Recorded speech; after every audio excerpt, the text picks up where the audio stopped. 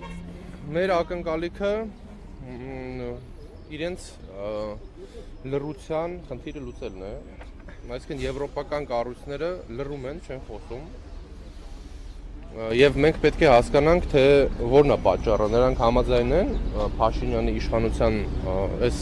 ռեպրեսիաների հետ, թե ինչու են նրանք լռում։ Մենք այսօր այստեղ ենք ի աջակցություն քաղբանդարկյալների Հայաստանում եւ Բաքվում գտնվող։ Հիմա հարց է առաջանում, թե եվրոպական կառույցները պատշաճ տեղեկացվում են միշտ, եվրոպացի պատգամավորները, պաշտոնյաները պատշաճ տեղեկացվում են իրավիճակի մասին։ Այստեղ ենք ասելու, որ մենք չենք լռելու եւ այստեղ ենք ասելու, որ եվրոպական արժեքները դա անկյունաքարային արժեքը, դա լռությունը չի, երևի պետքա շատ հաճախ խոսենք դրա մասին։ Այլ գործողություններ անելն է եվրոպացի պաշտոնյաների կողմից, որը եւ ակնկալում ենք այս մարդկանցից, որովհետեւ Հայաստանում կալանավորված են սրբազաններ, բարերարներ, մարդիկ, ովքեր քաղաքապետ են ընտրված, եւ այս ռեպրեսիաները շարունակվում 8 տարի շարունակ եւ որևէ քաղաքական գնահատական հստակ շոշափելի գործողություններով չենք տեսնում եվրոպացի պաշտոնյաների կողմից։ Այո, կան արդեն քաղաքական գնահատականներ որոշակի պաշտոնյաների կողմից, որոնք շատ գնահատում ենք, բայց գործուն քայլեր ենք ակնկալում Հայաստանի եւ Ադրբեջանի քաղաքական եւ ռազմաքաղաքական ղեկավարության մասին։ Վանդան, որ այսօր նամակ եք փոխանցելու, ինչ որ բան անելու եք եվրոպացի պաշտոնյաներին, որևէ նամակ դրություն փոխանցելու։ Մենք փոխանցելու ենք առաջի հերթին մեր ուղերձը, հատուկ ենք ընտրել նաեւ այս վայրը, որովհետեւ կարող ենք այլտեղ անել մեր պիկետը, բայց այնպես ենք վերցրել, որպեսզի իրանք մեզ տեսնեն ճաղերի այս կողմից, որ սա լինի նաեւ այն պատկերը, որը որ ունեն այսօրվա քաղաքացիները բանտերում նստած, Սամվել Կարապետյանը, Բագրատ Սրբազանը, Միքայել Սրբազանը, մեր մնացած եւ սրբազաններ եւ քաղբանդարկյալներ եւ տեղեկություն նաեւ ունեն, այսօր կարող ենք փաստել, որ եւս մեկ քաղբանդարկյալ ավելացավ Դավիթ Համբարձումյանը, Մասիս խոշորացված համայնքի քաղաքապետը։ Նրան շինցու քրեական գործի շրջանակներում տարել են բանտ, աննախադեպ է այն վճիռը, որը կայացրել է դատարանը, աննախադեպ է ռեպրեսիաները այսօր Հայաստանի Հանրապետությունում։ Իհարկե մենք տեսել ենք ինչ բռնաճնշումներով են անցնում քաղաքական գործիչները, բայց մենք այսպիսի բան չենք տեսել։ Այսինքն Հայաստանում քաղաքականությամբ զբաղվելը կարող է բերել, եթե դու քաղաքապետ ես, կարող է բերել բանտարկության կամ մահի,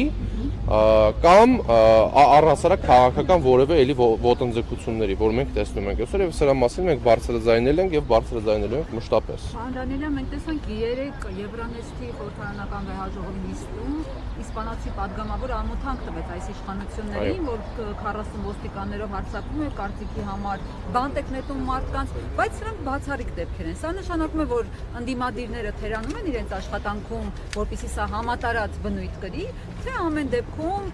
երկակի ստանդարտներ են կիրառվում Փաշինյանի նկատմամբ։ Ակնհայտ է, որ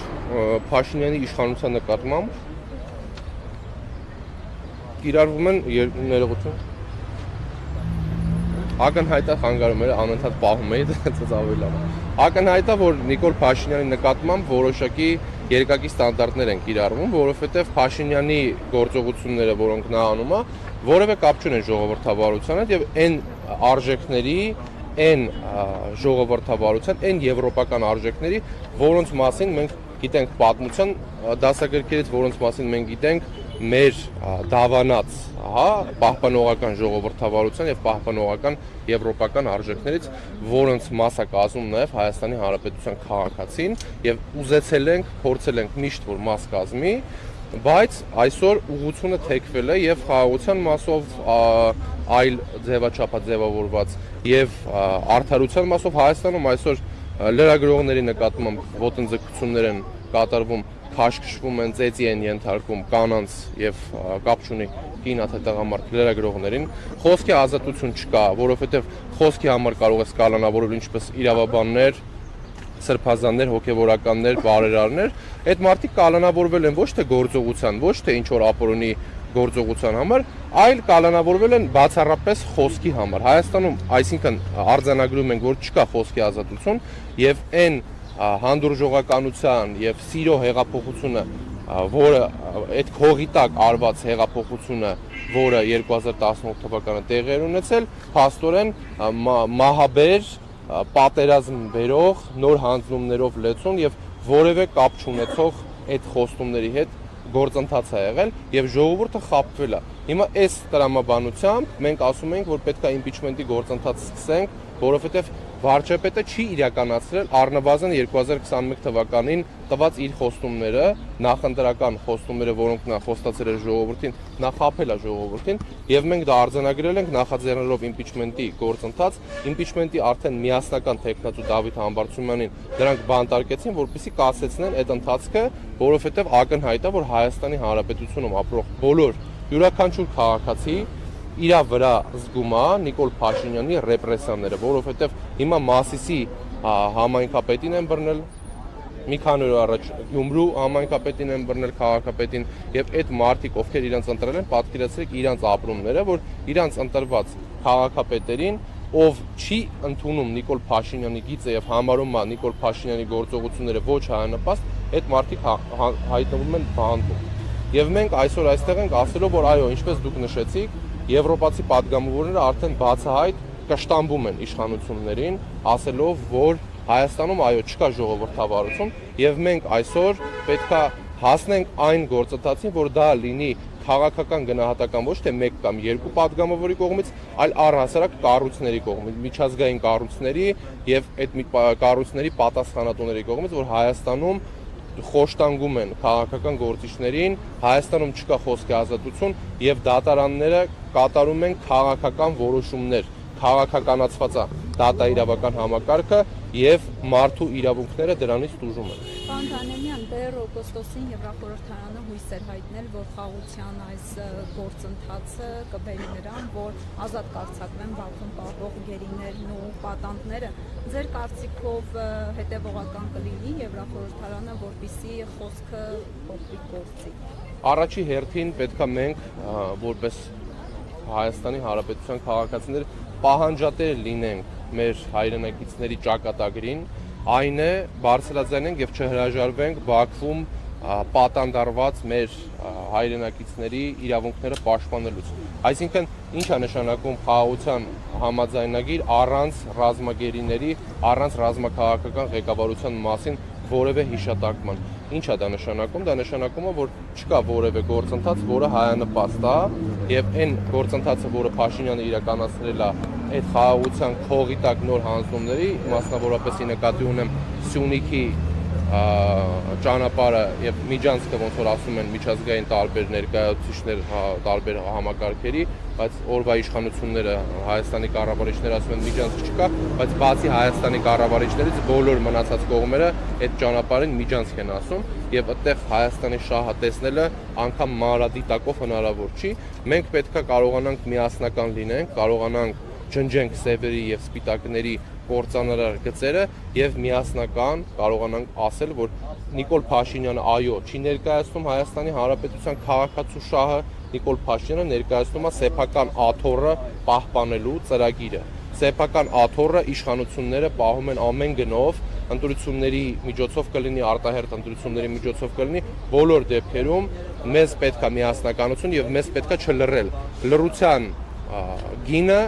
նոր քաղաքական բանտարկյալներն են։ Այսօր մենք իրականացնում ենք եւս մեկ քաղաքական ակցիա պիկետ, բայց ցավոք սրտի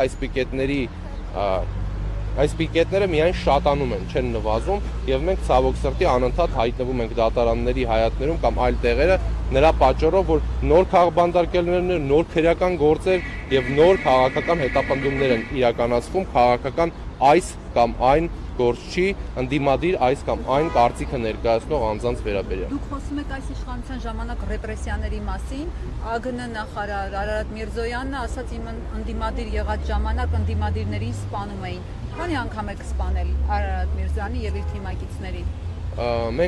Ես այս թեմայի մասին շատ եմ խոսել եւ Արարատ Միրզոյանները, Ալեն Սիմոնյանները եւ շատ այլ մարդիկ որ այսօր պաշտոնավարում են, վառ ապացույցն են նրա, որ հանրապետականները չեն սպանել ընդդիմադիրներին։ Հանրապետական կուսակցության կառավարման տարիներին եղել է խոսքի ազատություն եւ այսօրվա վարչապետը ցավոք սրտի նաեւ այդ խոսքի ազատության վառ ցուցիչ է, որ եթե հանրապետականները լրացնեին քաղաքական գործիչներին, ոչ Ալեն Սիմոնյանները, ոչ Տիգրան Ավինյանները եւ ոչ Արարատ Միրզոյանները ազատության մեջ չէին լինի, այլ կլինեին բանտում, ոնց որ հիմա բանտում են քաղաքական գործիչները, ում կարծիքները համապատասխան չեն իշխանությանը։ Դա ակնհայտ է, որ մեր կարծիքները Հայաստանի տեսլականի մասին համապատասխան չեն եղել, որովհետև հանրապետականների համար Արցախը հայկական էր, օրվա կառավարիչների եւ ԿՊԱ-ականների համար Արցախը ադրբեջանական է, եւ մենք այդ տրամաբանությունը անգամ հաշվի առնելով, որ իրանք ունեն այլ կարծիքներ, չենք բանտարկել իրենց եւ ոչ որևէ ձև իրանք խոշտանգումների չեն ենթարկվել եւ սա հստակ գործողություն է Նիկոլ Փաշինյանի կողմից արվող, սա լրացման գործընթաց է, Նիկոլ Փաշինյանը փորձում է վախի մթնոլորտ ստեղծի եւ այդ վախի մթնոլորտի շորշոփի տակ կարողանա գնալ ընտրությունների քարոզելով իր այդ սրտիկները, սերը եւ այդ սրտիկների տակ, որ Փաշինյանը ցույց է տալիս, պահկված են այն տեսանյութերը, որտեղ ոստիկանները ոտու ձեռ արած հերոս մեր առյուծ եղբայրների մայրերին երրաբլուրից իջացնում են, պահկված է այն տեսանյութերը, որ մեր վրա փողոցներում կրակել են, ուժ են կիրառել եւ մահակներով պահել են Նիկոլ Փաշինյանի իշխանությունը։ Սա է իրականությունը եւ նորից եմ ասում, այսօր որ բազմել են այդ աթոռներին եւ այդ աթոռները ատամներով պահում են տակ կաբինետներում, դա խոսում է նրա մասին, որ իրանք առնվազն ողջ են։ Քանի դուրս են եկել երևի արդեն են պաստառների մահելու պահել։ Ժողովուրդը պաստառները ցած պահել, եկեք կամած մենք արդեն բարի եկեք դերասանը եկեք հա որ ընդդեղից տեսա էլի եկեք լայվա Էդո ռուպարը բերեք չէ Մի քայլ հետերը եկեք մատ պաստառները բարձրացնեք ռուպարը ուրա բարի լայվ են